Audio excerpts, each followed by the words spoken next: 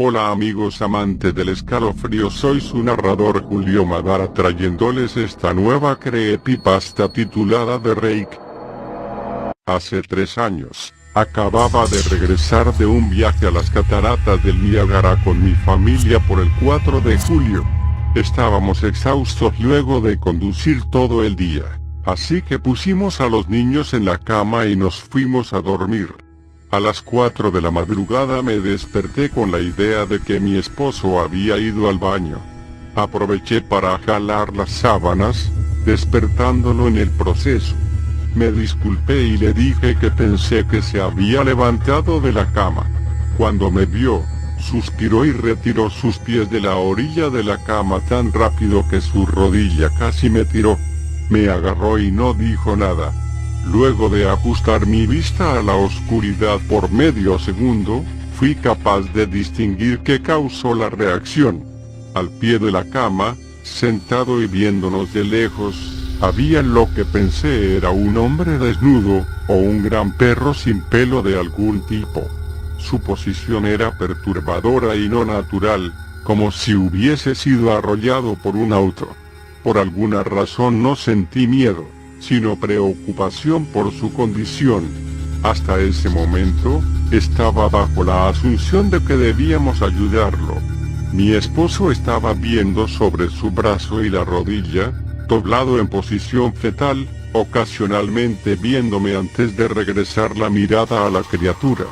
En un movimiento veloz se arrastró hacia nosotros, a un lado de la cama, hasta quedar a poco menos de 30 centímetros del rostro de mi esposo.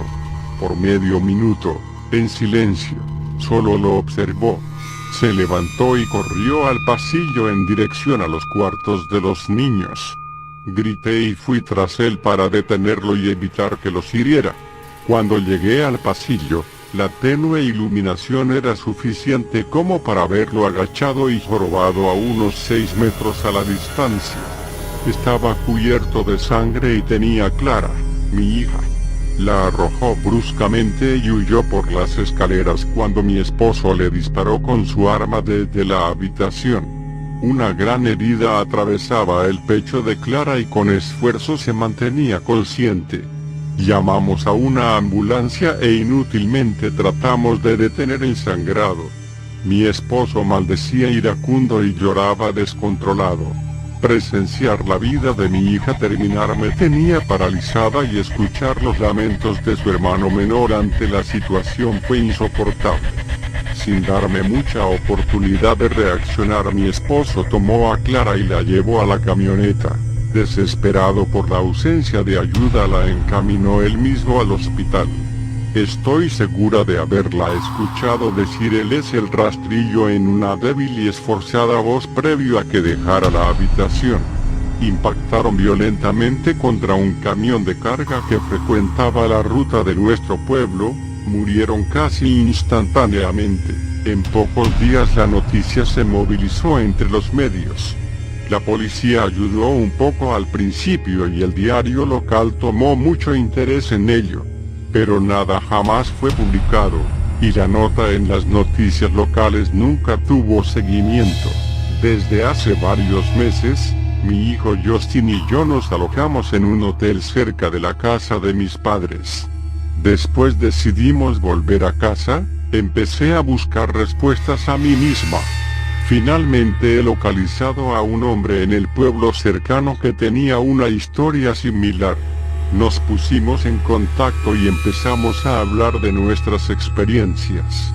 Sabía de otras 2 personas en Nueva York que habían visto a la criatura que ahora se conoce como el rastrillo.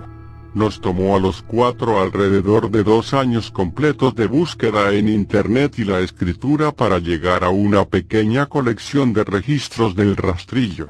Ninguno de ellos dio ningún detalle, la historia o el seguimiento.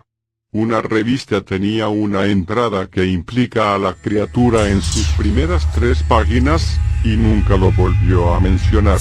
El diario de un marinero no explicaba nada del encuentro, solo diciendo que el rastrillo le ordenó largarse del puerto en el que recientemente había desembarcado. Fue la última entrada del diario. Hubo, Sin embargo, muchos casos en que la visita de la criatura era una serie de visitas a la misma persona. Varias personas también mencionaron que la víctima lo nombra, mi hija incluida. Esto nos llevó a preguntarnos si el rastrillo nos había visitado a algunos de nosotros antes de nuestro último encuentro. He dejado un grabador digital cerca de mi cama y lo dejaré correr toda la noche, todas las noches, durante 2 semanas. Oía con interés los sonidos cada día que me despertaba. Para terminar con la segunda semana, estaba acostumbrada al sonido usual del sueño mientras oía el audio a 8 veces la velocidad normal, por cerca de 1 hora diaria. Casi a finales del primer mes oí algo diferente. Una voz aguda, estridente. Era el rastrillo. No pude escucharlo lo suficiente como para transcribirlo. No había dejado que nadie lo oyera. Todo lo que sé, es que lo oí antes, y ahora sé que habló cuando estaba sentado frente a mi esposo. No recuerdo haberlo oído en ese momento, pero, por alguna razón, la voz en la grabadora inmediatamente me lleva de vuelta a ese momento.